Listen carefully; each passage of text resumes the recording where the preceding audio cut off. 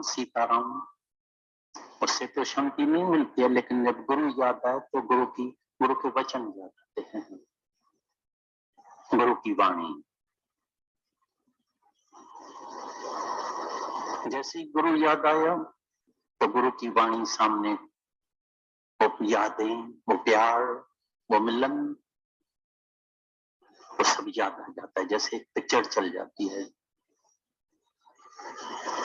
उस याद को ताजा करने के लिए फिर ये संगम होता है, बड़ा सुंदर संगम होता है, प्यार का संगम, एक मेलाप, ये प्रेम का मेलाप है।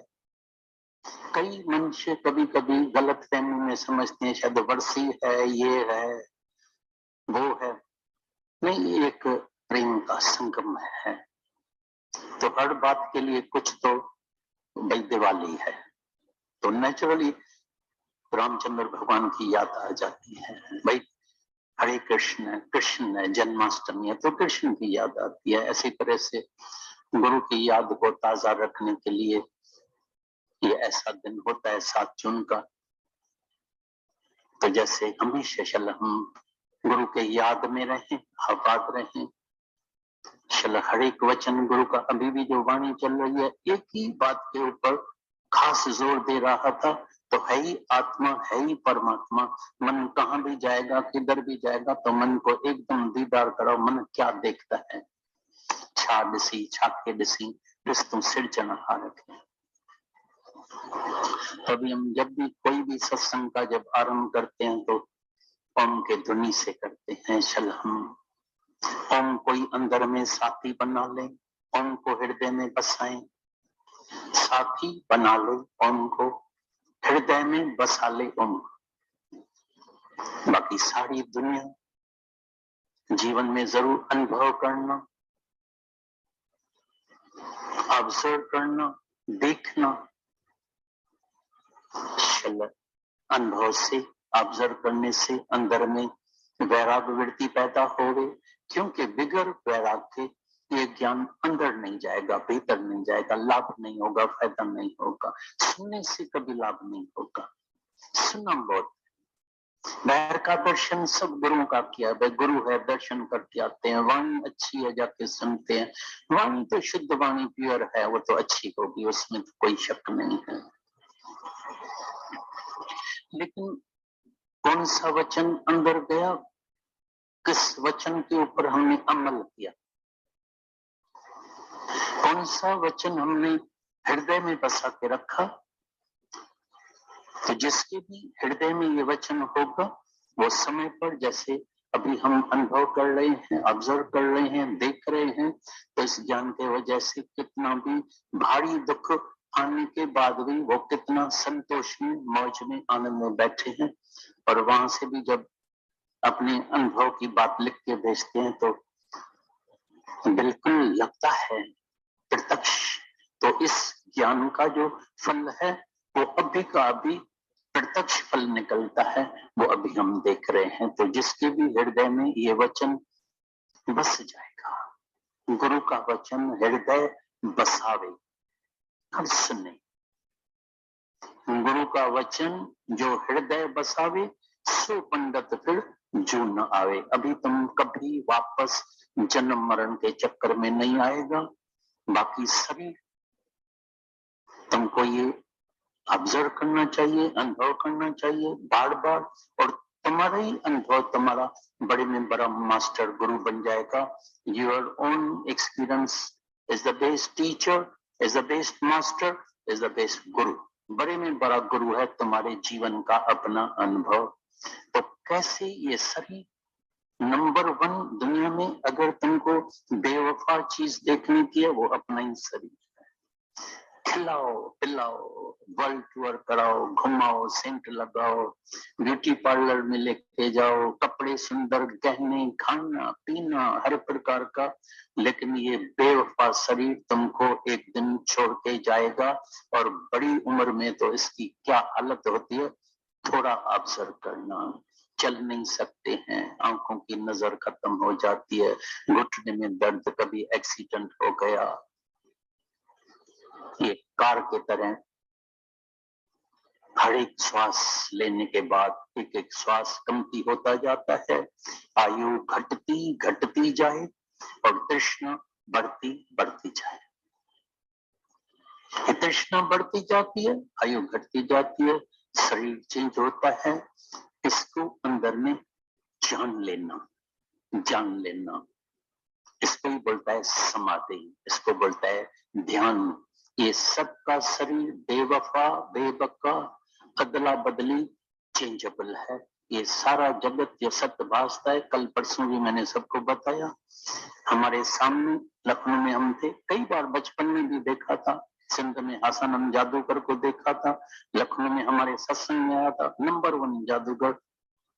ऐसी जादूगरी दिखाई और सच दिखाई दे, बिल्कुल सत्य देखता है। पत्थर से कबूतर बना दे, पैसा अपने पास हाथ में रखे, तुम्हारी जेब से निकालेगा। अरे हैरानी की बात है, तीली इधर जल रहा है तो हवन का यज्ञ उधर जल रहा है। भाई क्या हाथ की सफाई है, ये तो जादूगरी। लेकिन सत्य लगता है ये जगत भी परमात्मा की एक तिलस्मबाजी है। जो सत्य दिखाई देता है वो सत्य है नहीं, वो एक खेल है, नाटक है, झूठ है। लेकिन फिर भी ऐसी संगत में जाते हैं, ऐसे वायुमंडल में, फिर कहते हैं क्या करें भाई, मेरे को तो सत्य लगता है, सत्य वास्तव है। आखिर मेरा जिक्र है, मेरा बेटा है, मेरी स्त्री है, मेरा मर्द है, मेरा बाप है, मेरा धन है, मेरा मकान है, मेरा फलाना है, मेरा फलाना है। थोड़ा ध्यान करेगा, आया नंगा जाएगा नंगा, आया अकेला जाएगा अकेला। तभी गुरु नानक साहब ने रटन करके करके सबसे मिला, गरीब में गरीब, मिडिल क्लास, शाहूकार, बहुत शाहूकार, और बिल्कुल सारे सृष्टि का अकेला राजा देखा, वो भी दुखी लगा पड़ा है। सकल सृष्टि का राजा दुखिया, कौन सुखी रह सकता है? सोई सुखिया जैसे नाम आधारा, हर का नाम जपत हुए सुखिया। देखना आज तुम्हारा मन ये शब्द कैच करता है, इस शब्द को हृदय में बसा के जाना, इस शब्द के ऊपर रहनी करना, अंदर देखना, ध्यान करना, अपने साथ बैठना, अपने उद्धार में लग जाना। तो देखें, तुम अंदर देखना तो सच में तुमने भी सत्य का, परमात्मा का आधार लिया है या किसी और का आधार लेके बैठा है। सब आधार दुनिया में टूटने वाले हैं। जैसे ही आधार टूटेगा तुम अकेले हो जाएगा, दुखी हो जाएगा। जब किसी के मर्द का शरीर शांत हो जाता है तो हैरान परेशान, बार बार समझती है मैं तो विधवा हूँ, मेरा दुनिया में सब लुट गया। कभी स्त्री का शरीर शांत हो गया, मर्द हैरान परेशान हो जाता है, मैं दुनिया में अकेला कैसे जीऊंगा, क्योंकि कभी भी अंदर में परमात्मा का आधार लिया नहीं। इसलिए सारी दुनिया दुखी है, राजा भी दुखिया, प्रजा भी दुखिया, दुखिया सब संसार, सब संसार। उसमें तुम भी आ गए, तुम्हारा पूरा परिवार भी आ गया, सब आ गया। लेकिन जो अपने स्वरूप में जागेगा, अपने ऊपर कृपा करेगा, गुरु का खास काम होता है रोज अपने स्वरूप में जगाना, अपने स्वरूप की याद दिलाना, इसी निश्चय में रहना, अपने स्वरूप के जाग के इधर जाना, और ऐसा जागना कि फिर कभी सोना नहीं। ऐसा नहीं इधर जागो और बाहर निकलो तो उधर ही नींद आ जाए। अभी तो जग गया, अभी सो गया, जागरे मुसाफिर, तेरा वक्त हो गया है, पता ही नहीं लगता है। आखिरी दम है, कैसा है, कैसे एक्सीडेंट हो जाता है, कैसे हार्ट किल हो जाता है, न जाने कितने वार्निंग्स रोज परमात्मा से मिलते हैं, भूल जाते हैं। इसलिए गुरु नानक साहब ने बोला ये मन पहले नंबर का पैड़ा और अंधा है। घर में भी मैं देखता हूँ जब किसी जवान का शरीर शांत होता है, इतनी हैरान चिंता में, बिल्कुल इतना अंदर वैराग्य वृत्ति, 10-15 दिन के, 12 दिन के बाद, 15 दिन के बाद देखा वही रमी रात, वही गैम्बलिंग, वही होटल है, वही खाना पीना, वही झूमना, वही नाचना।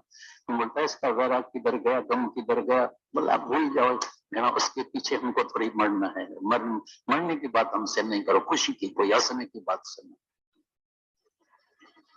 वैराग में घुटन होती है, जैसे अभी देखो गर्मी हो गई है, तो जब बहुत घुटन होगी जबरदस्त, उसके बाद बरसात आएगी। अंदर में भी जब घुटन होती है तभी परमात्मा मिलता है। बगैर घुटन के आज तक न कभी किसी को परमात्मा मिला है और न कभी मिलेगा, याद रखना। घुटन के समय बरसात कभी नहीं होगी। बहुत गर्मी लगी, अरे मर गए हैं, इतनी घुटन, बहुत गर्मी है, बहुत गर्मी है। जब बहुत गर्मी होगी, घुटन होगी, तभी बरसात आएगी। ओ चलो बरसात में नहा के आते हैं, बहुत आनंद आएगा। छल अंदर में पहले घुटन होवे वैराग आए। क्या दुनिया है, क्या दुनिया जो आए नजारो, बस ढेर वाड़ी खां सब। क्या दुनिया जो आए नजारो, ढेर वाड़ी मट्टी मट्टी लगी पड़ी है।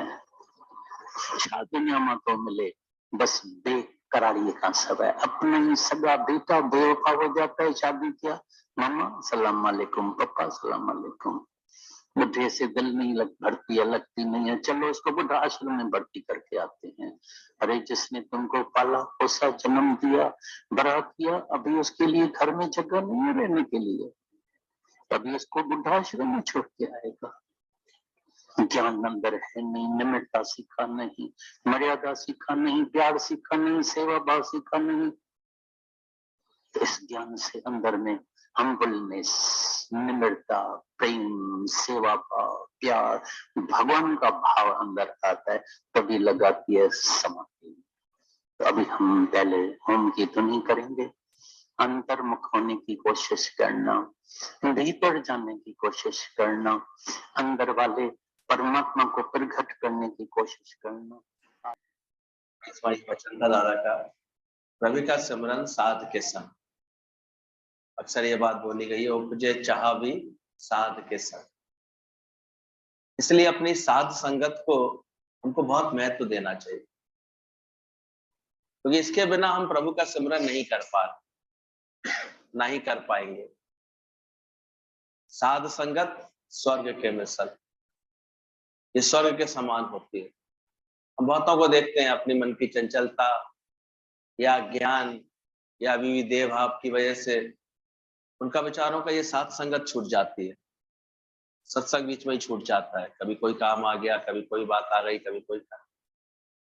तो फिर हम देखते हैं फिर उनका मन इतना अच्छा ज्ञान के अभ्यास में नहीं रह पाता और ना ही पकड़ पाता, भगवान का संग नहीं कर पाता। तो पहला तो ये शुक्राना करें जो गुरु ने कृपा करके हमको इस साथ संगत में रहने का मौका दिया। हमारे यहाँ अगर कोई गुरु की कृपा कहे तो यही कृपा है सबसे ऊंची, कि हमको नित्य सत्संगत का साथ मिलता है, सत्संग मिलता है। उपजे चाह भी साध के साथ,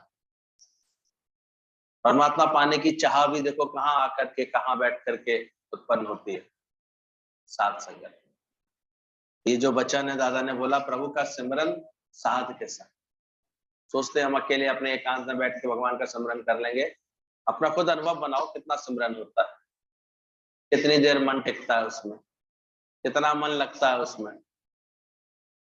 हम तो देखते हैं माला तो कर में फिरे और जीभ फिरे मुख माए, मनुआ दे जिस फिरे। ये मन दसों दिशाओं में भागता रहे, सिमरन नहीं होगा। ये ऐसा कुत्ता है अनट्रेंड, इतना कहीं भी भौंकता है, किस भी करता है, भागता रहता है, भागता रहता है। कब देखा करो बैठे बैठे कहाँ चला जाता है। अभी देह अध्यास बाकी, तो किसी की भी देह में जाने में देर नहीं करता। मन कितना बैठे बैठे सत्संग में कहां से कहां घूम के आ जाता है, थोड़ी देर में। बड़ी तेज गति होती है इसकी। कभी कभी अचानक ही मन के अंदर स्वप्न देखा करो, अरे मात्र 4 बजे भी घड़ी देखी थी और 4:15 बजे भी उठ के घड़ी देख ली, इसी बीच में सपना भी दिख गया इतना बड़ा। बड़ी हैरानी होती है, वो किसने दिखाया, इतना भयंकर सपना, इसकी वजह से, डर की वजह से आंख भी खुल गई। जब अब भवक गए तो आंख खुली, लेकिन समय देखा तो मात्र 10 मिनट बीते थे उसमें। लेकिन इस बीच परमात्मा ने क्या से क्या दिखा दिया, कितना कुछ दिखा दिया। वो सारी यात्रा किसने की, मन ने कर डाली। अनकॉन्शियस माइंड इतना प्रभावी होता है। इतनी फ्लॉपी भरी पड़ी है ना, ये चिप का आविष्कार इसी से तो हुआ है, इस मन से। इसके अंदर इतनी फाइल, इतनी मटेरियल, इतनी यादें, इतनी बातें भरी रहती हैं इसकी। 30 साल पहले पिक्चर की स्टोरी याद होगी, आज का सत्संग नहीं याद होगा, क्योंकि वो तो इंटरेस्ट से देखी थी, मन लगा के देखी थी, सीन भी इसमें इंटरेस्टिंग थे तो याद रह गए। अगर उतना ही इंटरेस्ट हम यहाँ लेते हैं ज्ञान में, तब यहाँ की बातें, यहाँ के दृष्टांत सिद्धांत, यहाँ के वचन, गुरु का प्रेम, गुरु की लगन, ये याद रहती है, ये तो भूल जाती है। कितना कितना हम लोगों को साथ मिला है गुरु जी का, पूछना अपने आप से कभी दिल पे हाथ रखे, भी कितना याद है, कितना अंतर से हम उसकी महिमा को महसूस करते हैं, कितना याद रहता है। ये धीरे धीरे ये बातें ऐसे मिटती हैं अंदर से, छवि धूमिल पड़ती है। लेकिन याद रखना, जो अच्छे साधक होते हैं वो इनको बढ़ावा देते हैं। क्योंकि दादाजी कह रहे थे ना, 7 जून क्या है, अब फिर से गीता भगवान के लिए आ रहा है। हमको देखो उनके वचन, उनका आदर्श, उनकी महिमा, उनका स्मरण करने का। पिछले महीने हम लोगों ने दादाजी का इतना किया, अब नए सिरे से फिर हमें इसका करना। दादाजी के पॉइंट खत्म होंगे तो गीता वन के लेटर शुरू करेंगे, उसके बाद होना चाहिए, यह आवश्यक है। मन को बार बार इसमें लगाना आवश्यक होता है। तो प्रभु का सिमरन साथ संगत के साथ, इसके बिना नहीं हो सकता। ये तो भागता ही है मन इधर उधर, एकांत में लगता ही नहीं है, अकेले कहीं बैठता ही नहीं है। ये संगत में जब आके बैठते हैं, क्योंकि यहाँ हमको एक ज्ञान की ही चर्चा करनी है, ऐसे यहाँ और कोई बातें तो नहीं होती। गुरु बैठते से ही तुमको तुम्हारा स्वरूप क्या है ये बताना शुरू करता है। तो कैसे सच्चिदानंद स्वरूप है, तो कैसे आनंद स्वरूप है, तो कैसे मुक्त स्वरूप है, ये बताता है। तो सही मायने में प्रभु का संग हमें मिलता है, प्रभु का सिमरन साध के संग, साथ संगत। नीना मम्मी हमेशा एक ही बात कहते थे, सत्संग भगवान के दर्शन किए आज? कभी हम लोग अपना प्रोग्राम बनाते थे कि जाना है, कहना पहले सत्संग भगवान से मिलके जाना है, यानी जहां भी सत्संग हो रहा है पहले सत्संग करना। ये गुरु हमारा नियम बना देता है।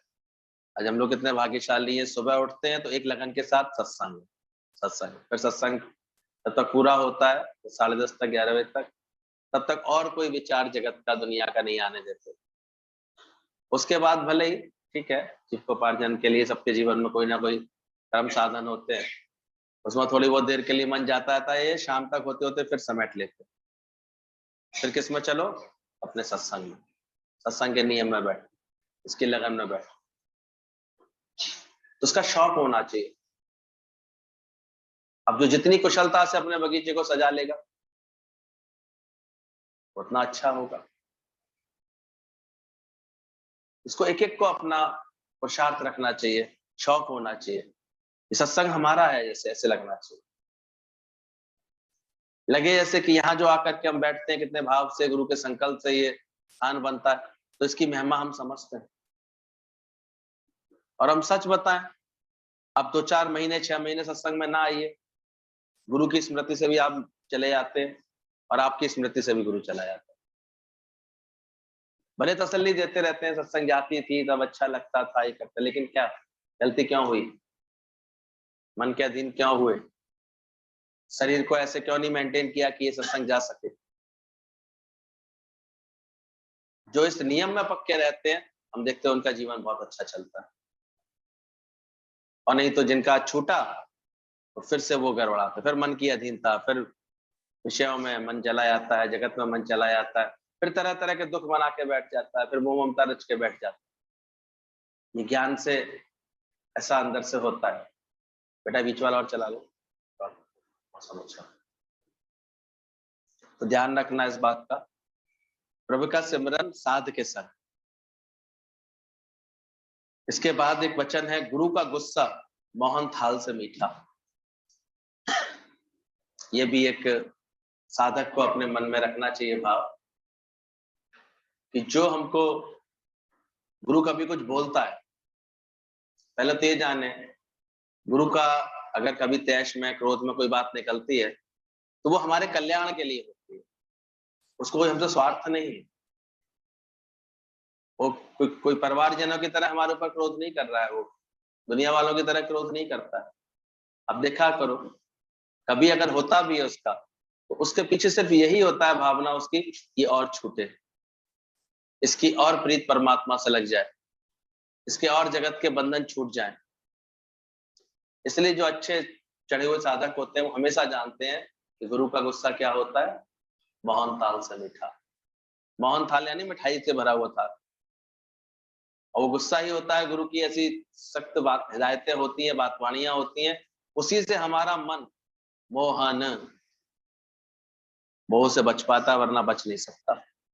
ये इतना जबरदस्त ये मोह की दलदल होती है, इससे मन बाहर निकल नहीं पाता। और इसीलिए देखो, और गुरु का हम देखते हैं निगाह भी उन्हीं के लिए सख्त होती है जो समर्पित होने लगते हैं। जो अभी तक समर्पित नहीं है उनसे तो गुरु टच भी नहीं करता, बोलता भी नहीं।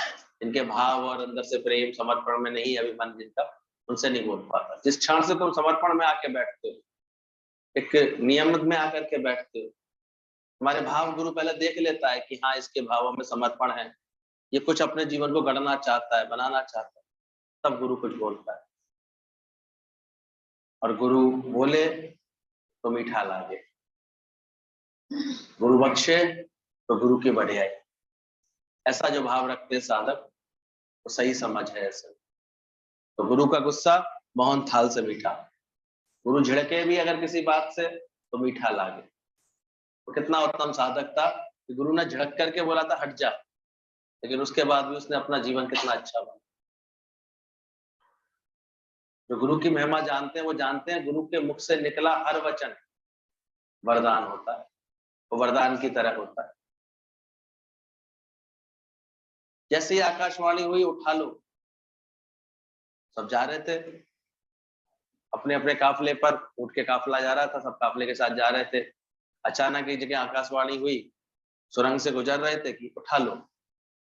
मैं क्या उठा ले, नीचे तो केवल ईंट पत्थर पड़े हुए, उनका कंकड़ पत्थरों को क्या उठा ले। लेकिन कुछ उसमें समर्पित थे, उसने कहा भगवान की आकाशवाणी हुई है उठा लो। उन्होंने उठा लिए, अपने पास रख लिए, अपने ऊंट पर लदे थे जो बोरे उनमें डाल दिए। आगे निकले सुबह, देखा जब पलट के सामान अपना, तो वो सारे हीरे पत्थर ऐसे सोने चांदी के टुकड़े और हीरे पत्थर बन गए थे। अब तो बड़े हैरान, बाकी के लोग अब अफसोस कर रहे हैं, अरे काश हम भी उठा लेते, हमने क्यों नहीं उठाया, हम तो बेकार रह गए, चलो अब चल के उठा लेते हैं। समझदार ने कहा बोले अब कोई फायदा नहीं, ये तभी का फायदा था, उसी वक्त उठा लेते तो बात बन जाती। आज कितने हम लोग इस बात का अनुभव देखते हैं, जिन्होंने भी गुरु के वचन तुरंत तुरंत उठा लिए, सब ऐसे ज्ञान से माला माल होकर बैठते हैं, गुरु के प्रेम से माला माल होकर बैठते हैं। नहीं तो देखो ऐसे ही चला जाता है। तो गुरु का एक एक वचन ये हमको अच्छा लगे,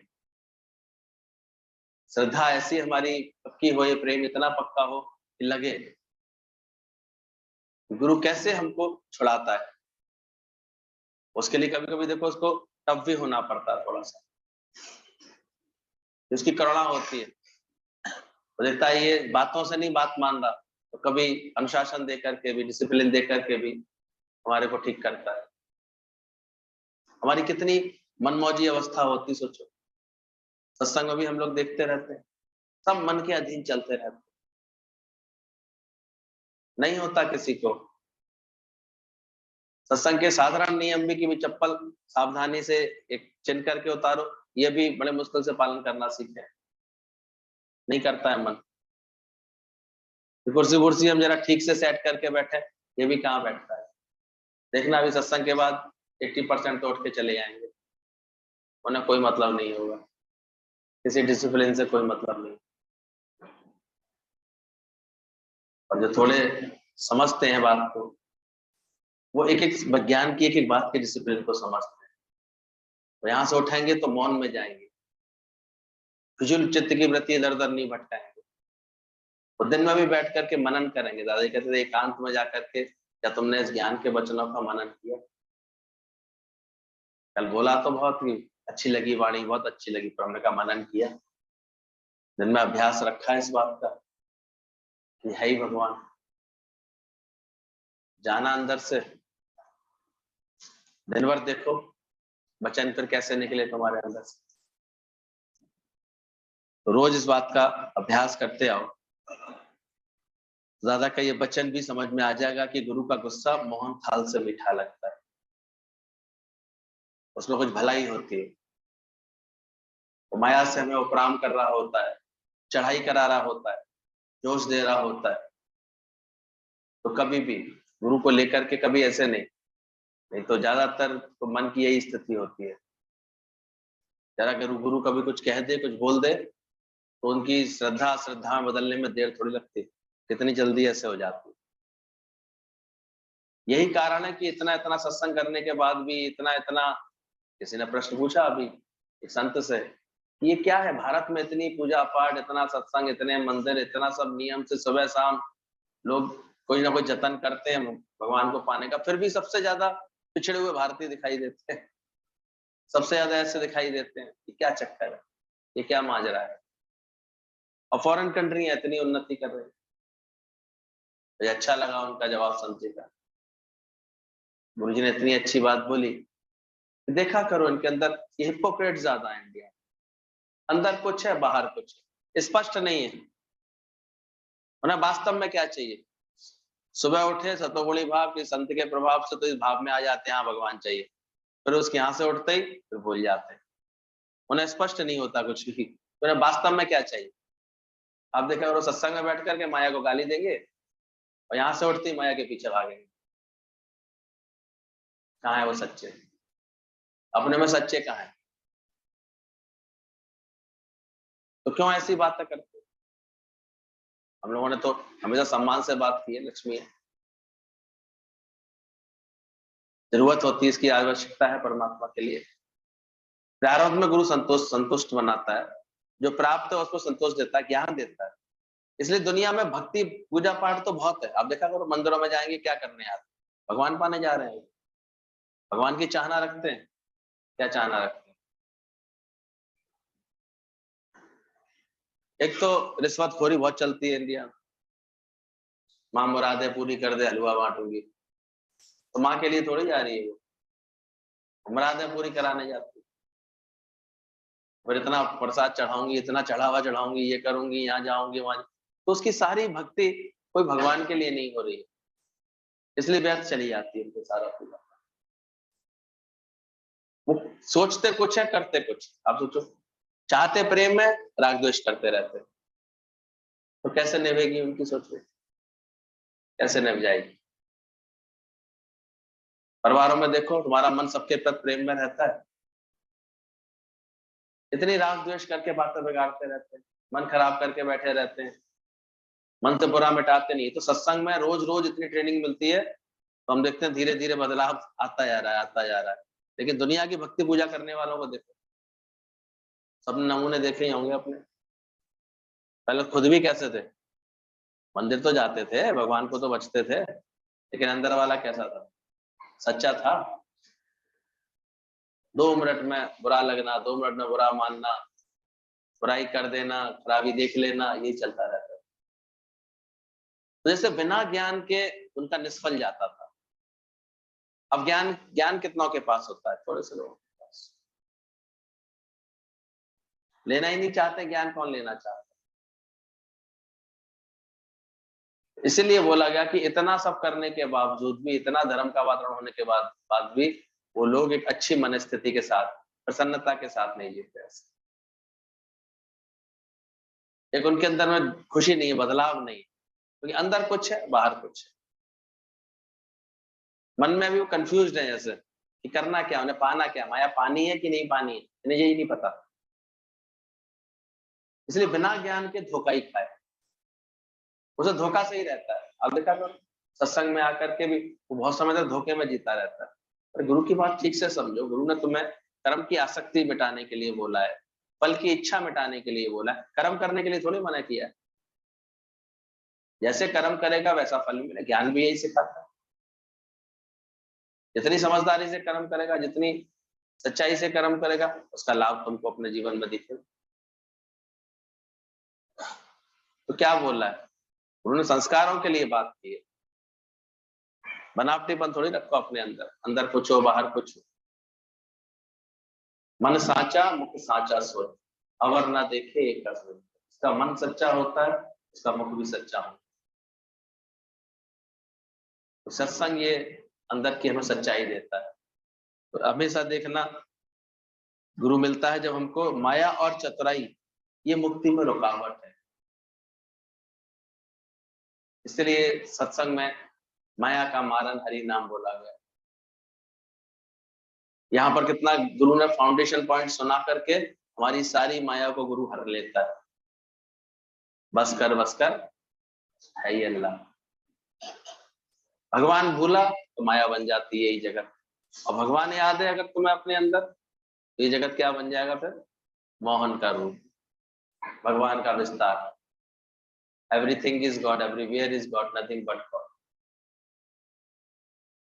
और वरना भगवान भूलते ही कितनी जबरदस्त माया बनती। तो माया, अब देखो तुम्हारी नजर में भगवान है या माया है?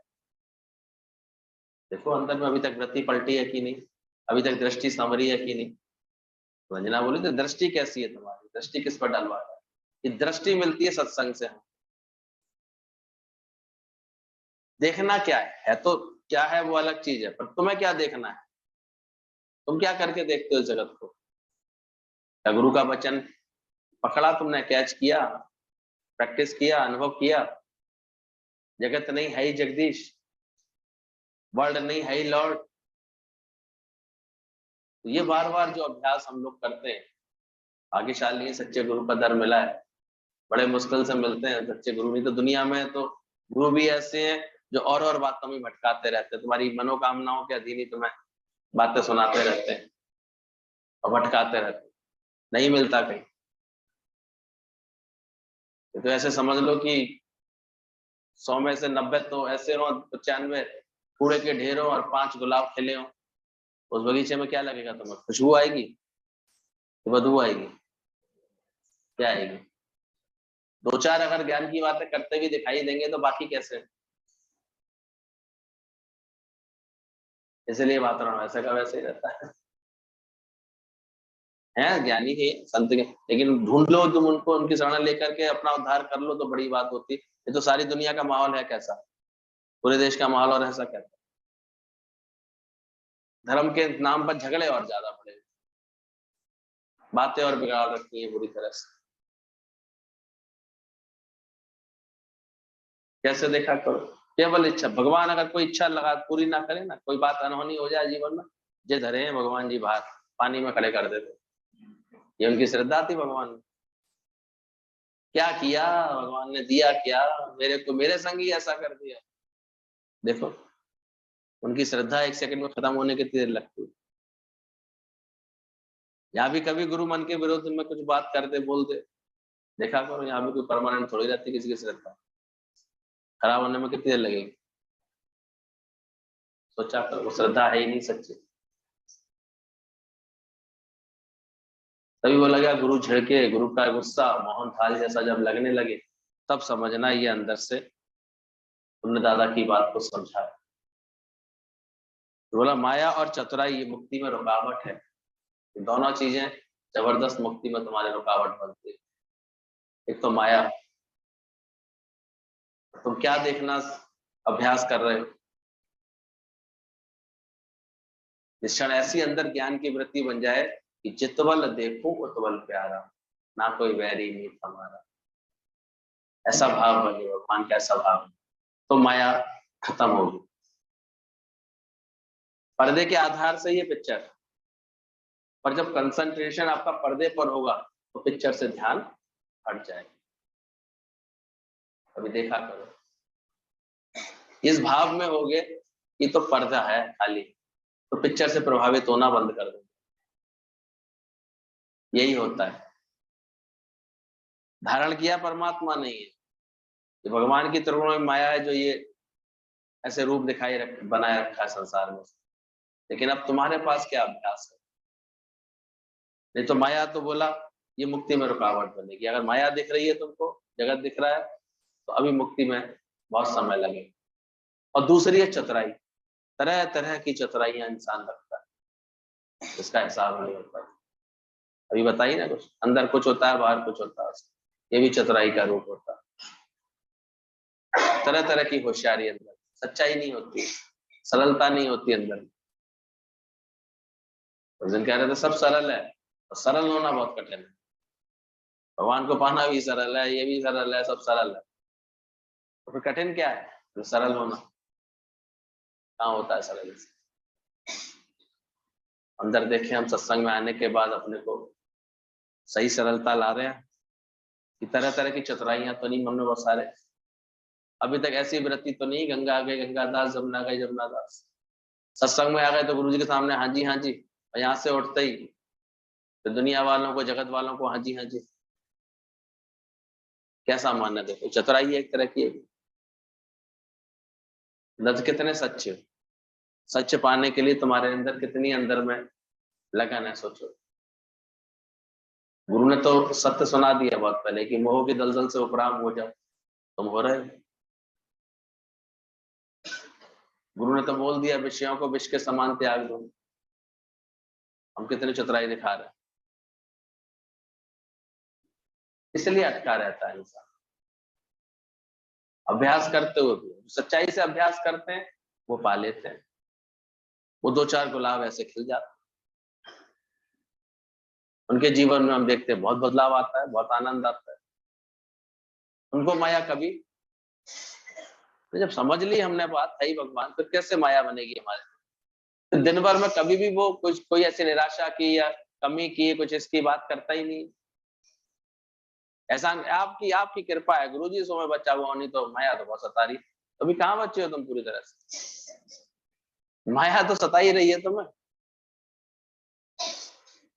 माया का मारण हरि नाम होता है, ये हट जाए तुम्हारे दिमाग से, तुम और सच समझ में आ जाए, इतना भगवान की लगन लग जाए, मेरे कम करे करता है भगवान। क्यों तुमको लगे कि मैं कुछ कर रहा हूं, मेरे करने से कुछ हो रहा है? इतना अंदर से जुड़ जाए मन। अब सुना रहे थे ना भैया वो इसका, उसने तो इतना सुंदर चित्र बनाया, लेकिन दूसरे मित्र ने क्या किया?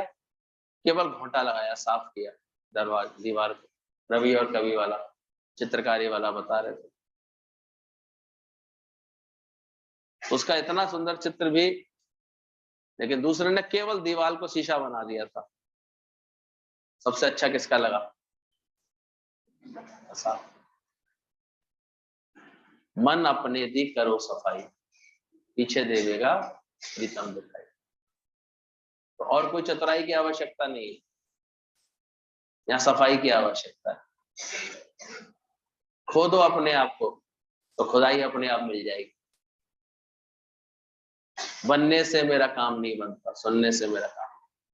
बनना बनाना जिस तरह छोड़ने लगते हैं हम, अपने बी नथिंग अवस्था में आ जाते हैं, तो कितनी सुंदर समझती। सोचो, किसी को समझा भी हो तो पहले अपने को समझा लेना 3 बातें। कि तुम तब समझा रहे हो, समझाए बिना रह नहीं पा रहे हो। और दूसरा, जो भी समझाओ वो तुम प्रेम से समझा पाओ तो बताओ से नहीं, मत समझाओ। और तीसरा, इस भावना में भर करके समझाना कि मैं समझाऊं, भले ये समझे या ना समझे, इसकी इच्छा नहीं रखूंगा, क्योंकि इसका भगवान इसके लिए जो अच्छा चाहेगा वो करेगा।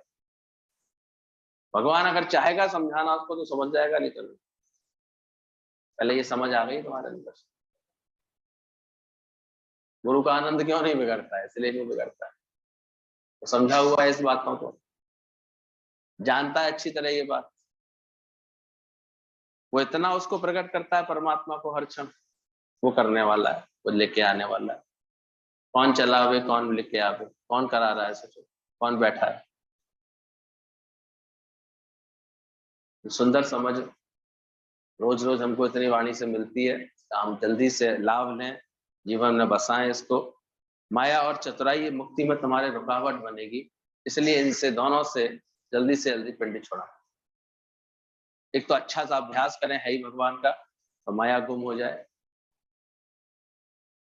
बाकी अगर दिखे तो तुरंत ये विचार के साथ हमारे नजर में हो कि ये बदलने वाली है, माया तो अचनी वचनी है, आने आने वाली है, इसके तो हर रंग रूप बदलने वाले, हर दृश्य बदलने वाला। इस विवेक के द्वारा इस माया को खत्म करो। और फिर अंदर की चतुराई, चतुराई ना भाइयों से, वो प्यार करे अनजान से। परमात्मा की एक विशेषता, चतुराई नहीं भागती, वो अनजान से प्यार कर लेता है। तो हम भी जब ऐसे बन जाते, कोई व्यर्थ का दिखावा नहीं करते, व्यर्थ की बात नहीं करते, व्यर्थ का आडंबर नहीं करते, जो है सच्चे हैं अंदर से, जैसे होगा उतने तुम भगवान के निकट हो जाओ।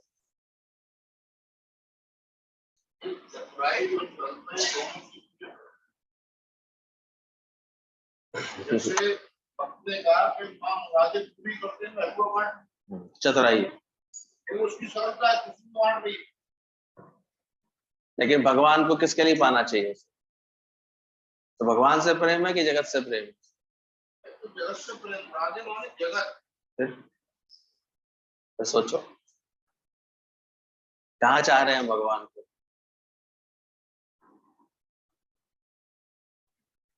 शब्द समझने की कोशिश करो। यहाँ पर ये जो चतुराई अंदर में होती है कि अंदर हम कुछ सोच कुछ रहे होते हैं, कर कुछ रहे होते हैं, रास्ता कोई चुन रहे हैं, कर्म दूसरे अपना रहे हैं।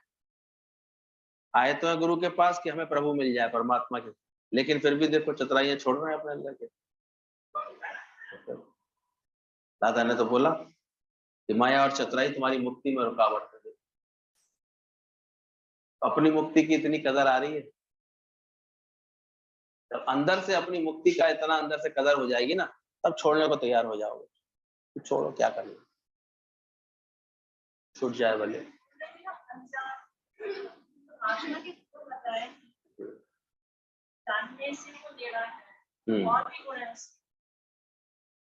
उससे करता है प्यार वो, जो आत्मा में टिकता है।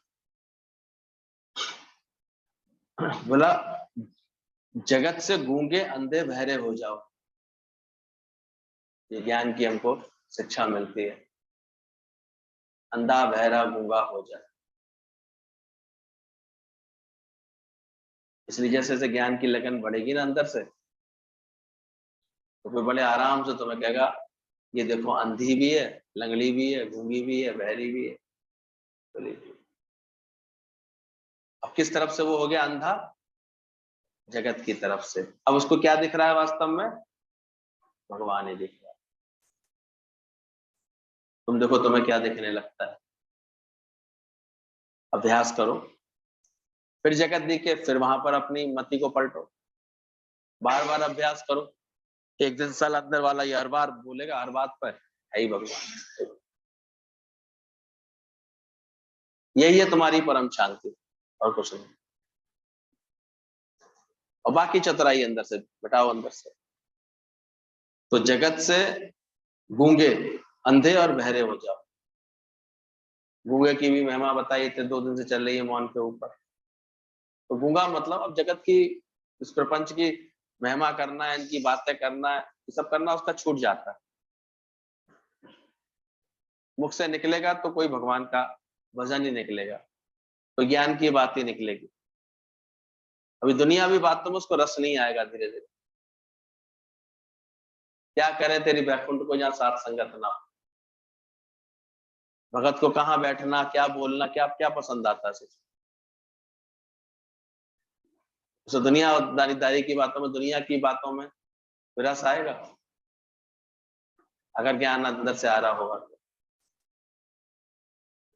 तो क्या बोला उसने, पिता ने, उसने मेरी बेटी गूंगी है। तो गूंगी का मतलब ये नहीं था कि वो बोल नहीं पाती थी, पर अब उसको जगत के बारे में कुछ बोलना, जगत की कोई करना पसंद नहीं आता। क्या पसंद आता है? परमात्मा की महिमा करना, गुरु की महिमा करना, सत्य की महिमा करना, ज्ञान के वचन बताना, ये अच्छा लगता। तो जगत से क्या हो जाओ धीरे धीरे, गूंगे बहरे और अंधे। गूंगे इसके लिए कोई वर्णन नहीं, बहरे की हमें इसकी कुछ सुनाई नहीं देती। यानी जगत में अब ये तो 2-2 मिनट में लोग भड़का देते हैं, तुम्हारी वृत्ति खराब कर देते हैं, क्योंकि सुन लेते हो तुम अभी बहरे नहीं हुए। बहरा होना पड़ेगा। तो 2 मिनट में घर जाओगे, माँ कुछ कहेगी, घर वाले कुछ कहेंगे, भैया कुछ कहेगा, तुम परेशान हो जाओ। अब बहरे हुए नहीं हो अभी तक, तुम अपनी राह पर सही चल रहे हो, बहरे हो जाओ बस। नहीं देता, वो कान नहीं देता जगत की बातों को, इधर उधर की नुक्ताचीनी पर कान नहीं देता बैठकर। तेरी महफिल के दीवाने नशे में चूर रहते हैं, दुनिया में रहते हुए भी दिल से दूर रहते हैं, दिल से दूर हो जाते। तब दादा ने ये वचन बोला, जगत से क्या तुम अभी तक गूंगे, अंधे और बहरे हो गए। दादा ने धीरे धीरे अपने लिए क्या बना लिया बात। उन्होंने तो अपने इस कान का उपयोग भी कर लिया जो कम सुनता था, तो दुनिया की बात करने आता था अगर कोई, उस कान को आगे कर देते थे। दादा तो वास्तव में बहरे होके बैठ गए। ज्यादा बोलते थे पत्नी तो एक ही लाइन बोलते थे, करतूत पशु की मानस जात, लोग प्रचारा करे दिन का। सत्संग को कितना प्रकट करते थे, पूछो कितना रस लगा पड़ा। गीता भगवान तो निकलते थे कभी, भले घर से पिक्चर का प्रोग्राम बना करके भी निकलते थे, लेकिन फिर भी रास्ते में कहाँ बैठ जाते थे, पार्क में बैठ करके ऐसे गीता सुनाने लगते थे कि डैडी को वही इतना अच्छा लगने लगता था कि पिक्चर के 3 घंटे कहाँ निकल जाते थे पता नहीं। इतना जबरदस्त संकल्प था, इतना निर्मल प्यार था अंदर का, प्यार असर करता। हमने क्या किया, केवल स्वार्थ करते हैं, राग द्वेष करके बोलते हैं, धारणाएं पक्की रखते हैं हर एक के लिए, तो ना तो अंधे होते, ना बहरे होते, ना गूंगे होते। फिर रोज रोज तो नए नए दुखड़े क्यों बना लेता है इंसान, इसलिए सुनाया खामखा की बात है। देखो कल ऐसे बोल रहे थे तो तुमने सुनी क्यों? क्या कोई भगवान की मुरली बज रही थी, तुमने ऐसा सुना उस मुख से? तो ठीक है, बाकी क्यों सुनना? ये शब्दों के तार पर कितना नाच रहे हैं। देखो इतने बड़े बड़े संबंध खराब हो जाते हैं शब्दों की वजह से। कभी कभी किसी झगड़े में कि देखते भाई आखिर क्या बात थी, ये बात कब बोली थी? मैंने कहा 4 साल पहले बोली थी हमने कहा तो 4 साल से इसने कम से कम 400 बार रिपीट कर करके इतना पक्का कर लिया इस बात को, मैं ये बोला था, मैं ये बोला था। मैं बेचारा कैसे समझ पाएगा दादा का ज्ञान? यहाँ पर तो जगत की एक एक बात भी हम लोग याद नहीं रखते। रात गई बात गई, तुरंत ही बात चली जाती है, कोई चर्चा ही नहीं होती। वास्तव में सच में ऐसा ज्ञान का इतना आनंद है कि आपस में कोई बात का जिक्र अगर इनके पास कोई नॉलेज है तो उन तक ही रह जाती है, हमारे तक नहीं आती। तो वो भूल गई, सुनी होगी भूल गई, खत्म। हमें क्या किया, रखना थोड़ी, कूड़ा करकट थोड़ी रखना। मकान और मन दोनों साफ रखने हैं कि रखने, तो कूड़ा करकट रखना है खामा। कोई तत्व की बात है तो भले ही उसमें से निकाल ली कोई, बाकी क्या याद रखे, क्या समझे? सब कुछ बदलने वाला है। किसी के संग कोई कैसा व्यवहार कर गया होगा, उसकी मर्जी है, हम क्यों उसको याद रखें? उसको पाना होगा अपना सत्य तो पालेगा, ये भी भगवान कृपा करेंगे तो पालेगा। जय जाने जिन आप जनाई, जनवाता है भगवान तो जान लेता है। तो कितना गुरु ने हम सबको इस अहंकार से छुड़वाया है हर तरह से कि तुम छूटो, कुछ ना बनो, बनना ही तो अज्ञान बड़ा। रोज अभ्यास करना, जगत से तुम अभी गूंगे अंधे और बहरे होते जा रहे हो, होते जा रहे हो। अंत में बोला ख्याल करना तुम्हारा धर्म नहीं। 23वां पॉइंट है इसमें, ख्याल करना। ये तो वो पॉइंट था जिसने हमारे मन को एकदम से ज्ञान की तरफ आकर्षित किया। पहले ही बार के सत्संग में जब गुरुजी के मुख से ये वचन निकला, thinking is not your real nature, ख्याल करना तुम्हारा धर्म नहीं है, तो यहीं पर ही अंदर में खलबली मच गई कि ऐसा कैसे बोल रहे हैं ये। तब लगता था ख्याल तो मनुष्य का ही स्वभाव है, मनुष्य तो ख्याल करेगा ही करेगा। एक मनुष्य को ही तो विचारशील प्राणी बनाया इतना विचार करने के लिए। यही समझते थे, पढ़ाई लिखाई भी यही की थी कि किसके कौन से विचार हैं, किसके कौन से विचार हैं, तो ख्याल तो लगता था ये यही तो एक सच्ची चीज है। और ब्रह्मज्ञानी गुरु क्या सुना रहे थे बैठ करके, thinking is not your real nature. पर समझी नहीं थी बात तो उलझ गए थे शुरू में। क्वेश्चन किया उनसे, गुरुजी से पूछा कि ऐसा कैसे। उन्होंने भी इतना अच्छा आंसर बताया समझा करके। बोले देखो दुनिया में ज्यादातर लोगों की सोचनीय अवस्था होती है। ज्ञानवान विचारवान होता है, वो हर दूसरे पल सारे विचार भुला देता है, उसके अंदर कोई चिंता नहीं चल रही होती है। फिर बड़ी अच्छी तुलना करके दिखाई, एक होती है भंवर, एक होती है लहर। लहरों तक तो बात अच्छी होती है, लेकिन भंवर बनते ही वो बात खराब हो जाती है। भंवर में व्यक्ति डूब जाता है। तो अंग्रेजी में एक ही शब्द आता है थिंकिंग, लेकिन हिंदी में दो शब्द है, सोचना और विचारना। तो हम सोचनीय दशा के लिए कह रहे हैं। सोचना, चिंता करना, नेगेटिव होना, ये तुम्हारा समूल स्वभाव नहीं है। विचारों का तो सही रूप यह होना, आए और गए, खत्म। कोई सफोकेशन नहीं बनेगा अंदर में, कोई बात नहीं रह जाएगी, कोई धारणा नहीं किसी के लिए बना होगी, क्योंकि है ही भगवान। तो ये बात अच्छी लगी फिर गुरुजी की इतनी, कि जब सत्संग में बैठोगे तब तुमको ये बात समझ में आएगी कि तुम्हें कैसे केवल विचारों तक रहना है, अपनी दो सोचनीय दशा नहीं बनानी है। उस दिन से हमको लगा कि ये सत्संग तो कुछ अलग है, कुछ अलग बात सिखाना चाहता है। ये साधारण सत्संग जैसा नहीं है। यहाँ तो गुरु कुछ हमारे अंदर में बिल्कुल थॉट प्रोसेस को ही बदलना चाहते हैं, पूरी थिंकिंग को ही बदलना चाहते हैं हमारे। और सच में अगर बदलवा लेते हैं गुरु से अपने मन को, तो बाद में ये जगत इतना अच्छा हो जाता है हमारे लिए। तेरे लिए बंदे कैसी रची बहार। अरे बहार बनी है कि यहीं तक नहीं बनी, दुनिया में आके भूला तू अपना करा। तो ख्याल करना तुम्हारा धर्म नहीं है। कैसे गुरु ने हर उलझन सुलझा दी, हर ख्याल बदलवा दिया। जब किसी किसी को देखते हैं अभी भी, अगर वो नहीं ठीक से ज्ञान को कैच कर पाए ना, तो बहुत सोचता रहता है, थॉटफुल माइंड रहता है, सारे समय विचार चलते रहते, बेचारे को रेस्ट नहीं मिल पाता, शांत नहीं रह पाता, मन चलता रहता। तो जब ये ज्ञान की बात गुरु सुनाता है, आत्मा की बात बताता है कि तू आत्मा है और आत्मा में कोई विचार नहीं, निर्विचार अवस्था है, तो उसमें आने का प्रयास होता है। फिर समझ में आती है, धीरे धीरे बैठते बैठते यहाँ पर बात आती समझ में, ईगोलेस इज थॉटलेस। बोले ये थॉटलेस अवस्था आएगी कब? जब तुम अंदर से क्या हो जाओगे? ईगोलेस हो जाओगे। अब खुद को कैच करना, विचार आ रहे हैं कोई भी, किसी बात में मन अटका, ये किस बात की पहचान है? अंदर में भी क्या है? कुछ बने हुए हो। तो जब ईगोलेस हो जाओगे, अंदर से थॉटलेस हो जाओगे। तब ये बात दादा की समझ में आ जाएगी, ख्याल करना तुम्हारा धर्म नहीं, क्योंकि तुम कौन हो? वो तो आत्मा है। जब तुम वास्तव में अपने आत्मिक गुणों में आओगे, तो अंदर से ईगोलेस जब बन जाएगा मामला, तो क्या हो जाएगा? सारा थॉटलेस। ये निर्विचार अवस्था इतनी शांत अवस्था होती है, आनंद देने वाली अवस्था होती है, क्योंकि ज्ञान वैराग्य से उत्पन्न होती है अवस्था।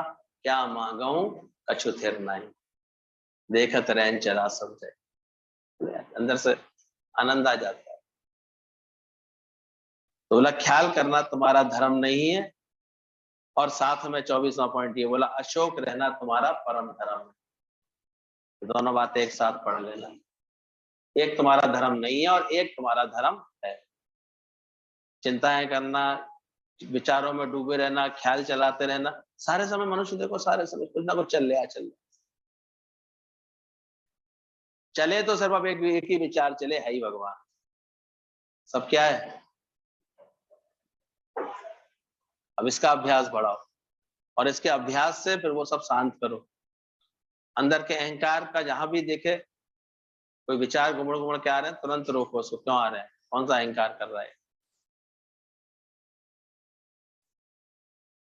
थॉटलेस बनाओ, कि सब बना पड़ा है, सारा खेल फिक्स है, हर हैपनिंग मेरे परमात्मा का मूड है, यानी उसी क्षण खाली हो जाता है। क्यों सोचें? तो खेल बना पड़ा है इतना, इसका जितना साथ निभा दे उतना तो उपकार समझ। थैंक्स का एक मैसेज और भेज दो, थैंक यू। इतना साथ निभाया उतना बहुत थैंक्स है। अब हम अपना जीवन अपने आप अच्छा बनाएंगे। गुलामी क्यों करें किसी बात की, सलामी क्यों करें? इतने खुश होकर दिखा देना तो दूसरा ये सोचे इसे तो बड़ी परेशानी हो रही होगी और उसे लगे अरे यार ये तो बड़े खुश है, ये तो अंदर से इतने पॉजिटिव है, इतने अच्छे हैं। ये ज्ञानी को आर्ट होती है। और ये ऐसा कोई दिखावे के लिए नहीं करता, वो अंदर से ही सुखी है। ये गुरु ने कृपा कर दी अगर किसी के ऊपर तो वो अंदर से ही बड़ा आनंद और सुखी हो जाता है। क्योंकि क्या हो जाता है वो? Egoless, thoughtless. ख्यालन जी रंग सारी, ख्यालन जी है ख्वारी। वो ख्यालों की सारी ख्वारी करके बैठता है, हटा देता है। ख्याल खाली, और खाली में राम राम। यहाँ खाली होता है तो राम कहाँ बसता है? एक परचूने की दुकान पर एक संत बैठा हुआ था, तो मालिक दुकान पे सामान बेच रहा था, उसका पंसारी जो था। सब आते थे तो ले आते थे सामान। तो संत को दोपहर का समय था, गर्मी के दिन थे, कोई ग्राहक था नहीं, तो कहता है मुझे जरा बताना इसमें क्या क्या रखा है। तो हर डब्बे को पूछता है इसमें क्या? बोले अरहर रखी है, इसमें क्या चीनी रखी है, इसमें चाय रखी है, इसमें जो है चावल रखे हैं, इसमें खटाई रखी है, इसमें सब मैं बता रहा था। एक डब्बे बोला इसमें क्या है? बोले इसमें राम राम। राम राम क्या मतलब? बोले ये डब्बा खाली है, पर हम खाली नहीं बोलते हमारी दुकान में। अच्छा सिंधी दुकानदार था, उसूल वाला, तो बुद्धिमान ज्यादा ही होता है सिंधी। सिंधी को बड़ी चतुराइयां होती है, तो आप खाली नहीं बोलते हैं। कभी सिंधी ये नहीं कहता दुकान बंद हो रही, बंद नहीं कहता, वो बढ़ रही है। ऐसा मौका लगे तो रात भर फिर चला लेगा दुकान। इतनी जबरदस्त होता है दुकान उसकी, बढ़ती है, बंद नहीं होती कभी भी, अगले दिन के लिए बढ़े आती है। तो खाली में राम राम। बोला ये क्या मतलब रहा? बोले हम ये नहीं कहते कभी खाली है, इसमें क्या बोलते हैं? राम राम। ऐसे अब राम राम। संत तो वही नाचने लगा। बोले समझ गया, मैं तो पक्का सूत्र समझ गया। अरे खाली हो जाऊंगा तो क्या आ जाएगा? तुम्हें भी जब ख्यालों से खाली हो जाओगे तो क्या रह जाएगा?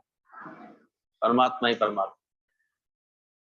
तो गुरु ऐसी संगत दे देता है, धीरे धीरे ऐसी सत्संग दे देता है, साथ संगत में भला भला करके ऐसा अहंकार रहित तुमको बी नथिंग डू नथिंग बना देता है कि अंदर में क्या क्या लगने लगता है फिर? अब खाली, कोई ख्याल नहीं, खाली। अभी देखो कौन से ख्याल चल रहे हैं कि खाली हो गए। कितने % खाली हो गए? जब भी दे दनादन बिना पूछे चले आते हैं विचार अंदर में। तो ध्यान रखना, ख्याल करना तुम्हारा धर्म नहीं है, लेकिन अशोक रहना तुम्हारा धर्म है। ये भी गुरु बार बार समझा है। क्या है तुम्हारा धर्म? अशोक रहना। किसी बात का भी शोक नहीं करना। जो बन आए, जो बात आती है उसकी परमात्मा के हुक्म से जो बात आ रही होती है, उसमें कभी हमारा नेगेटिव ख्याल ही तुमको परेशान कर रहा होता है, बाकी कुछ नहीं। उलझ रहे हैं, परेशान हो रहे हैं, सोच रहे हैं कल क्या होगा, कहां से खाएंगे, खामा खा। आज खा रहे हो ना, कल की कल रखेगा वो। उसको सही भक्ति आ जाती है, सही समर्पण आ जाता है ना, वो बकरार वाली स्थिति हो जाती है उसकी। उस महिला जैसी हो जाती है कि अभी रात का आटा रखा हुआ है, कल को भगवान को भेजना हुआ तो फिर भेज दो। वो इतना संतुष्ट होता है। संत लोग रात में मटका उल्टा करके रख देते हैं, कल होगा, कल जिएंगे तो फिर से पानी मिल जाएगा। एक संत खाना बना के खा रहा था, अपना चुपचाप बनाते थे, भगवान का भजन करते थे। अब एक रोटी बनाए, पहले खा ले, फिर दूसरी रोटी बनाए, फिर खा ले। अब कोई देख रहा था, बोले महाराज जी इतनी तो अकल रखो, 4 रोटी खानी तो 4 पहले बना लो फिर खा लो। बोले मैं तेरे ऐसा बेशुक्रिया थोड़ी, एक बनाता हूँ एक खाता हूँ, फिर लगता है अभी भूख बाकी है, फिर एक बना लेता हूँ फिर एक खा लेता हूँ। मैं इतना भी जमाखोरी नहीं करता। ये जमादारों के चक्कर में ही तो सबरी दिक्कत है। ये जमा कर लो, ये जमा कर लो, ये जमा कर लो। अरे है तो खर्चो खाओ उसको, कहाँ कर पाते हैं। ये तो गुरु ने फिर भी हम लोगों को सही समझ देती है, चिंताएं मिटा दी हैं, बातें खत्म कर दी हैं। अब यह अशोक रहना तुम्हारा धर्म होना चाहिए। क्या समझ रहे हैं?